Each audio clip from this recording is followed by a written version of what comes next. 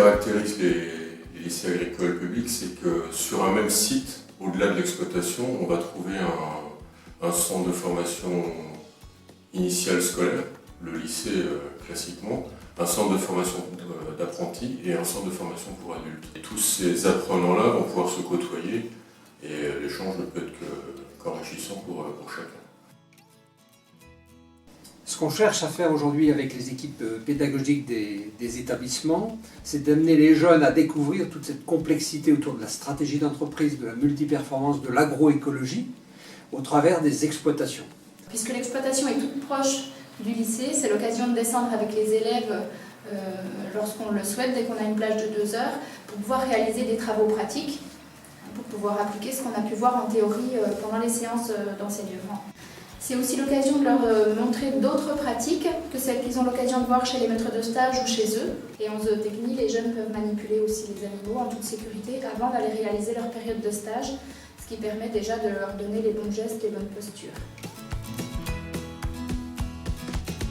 C'est bien d'avoir une exploitation sur le site du lycée parce que ça nous permet, nous en cours, comme on est en bac pro, on a quelques heures dédiées à la pratique. Donc on va manipuler, on fait du bouclage d'agneaux, de veaux, on fait la pesée, on fait des choses qu'on n'aurait pas forcément la chance de faire chez nous. Ouais.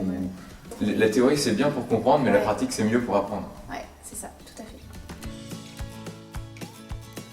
Le soir, à la traite, ils sont toujours là à venir. Est-ce que tu as besoin d'un coup de main les mercredis? Donc il y a même eu mise en place ici le club ferme pour avoir justement tous les élèves qui sont volontaires. Là on voit du monde en permanence, donc c'est ça qui est sympa aussi, quoi. Les élèves nous apprennent pas mal de trucs, hein. Ça marche dans les deux sens, hein. On leur apprend certaines choses, mais eux nous disent nous chez nous on fait plutôt comme ça, donc des fois pourquoi pas, on va essayer aussi. L'exploitation agricole doit être considérée comme une unité de production qui développe un projet technique et économique, projets qui doivent être à la fois protecteurs des ressources et rémunérateurs, de façon à être crédibles pour son utilisation pédagogique. On se doit d'avoir un rôle économique à l'équilibre.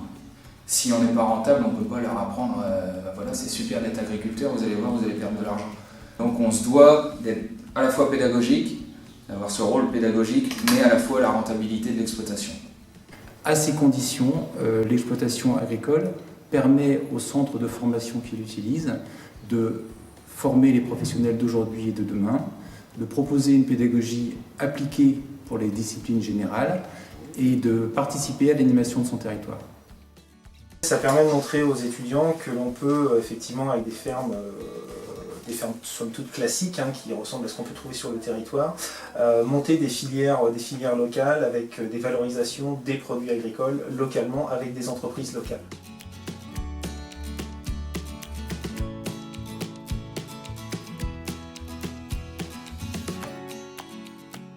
On doit mettre en place des choses qui nous permettent de faire la promotion de l'agriculture auprès du grand public, mais également répondre à des attentes.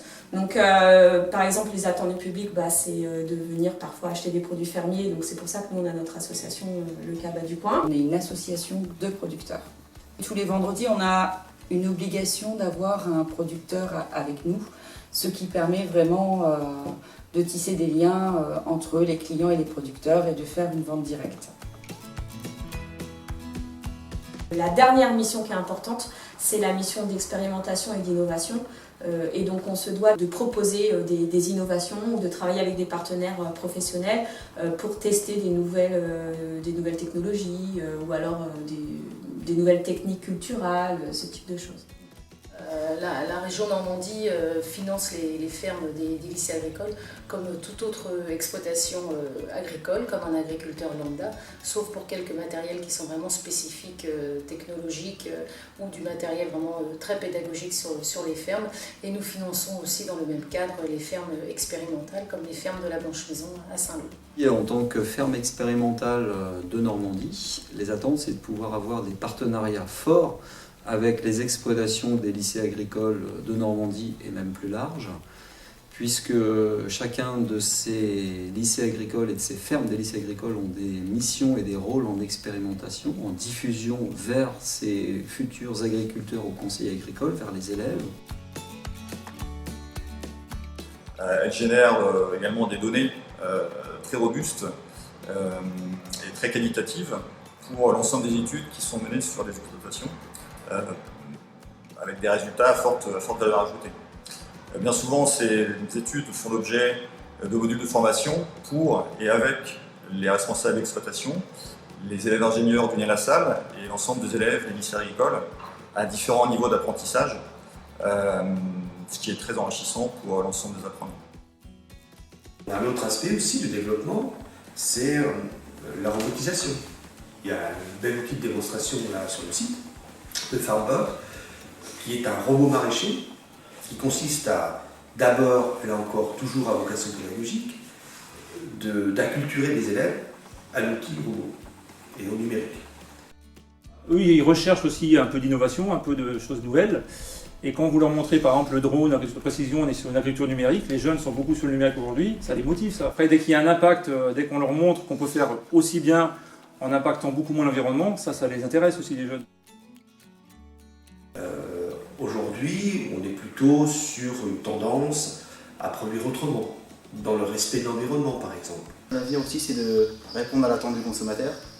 Donc le consommateur il veut plus de produits sains pour la santé, comme le bio par exemple. Donc moins de pesticides aussi. Donc je pense que l'agriculture, de toute façon, même ça va vers moins de pesticides et donc plus de systèmes extensifs, des vaches à la pâture, en prenant soin de l'environnement.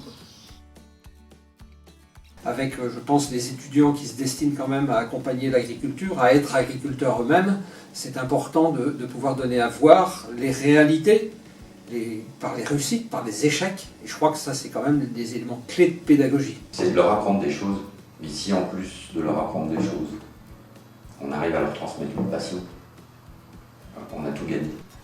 Ça, c'est hyper intéressant. C'est le but de notre métier.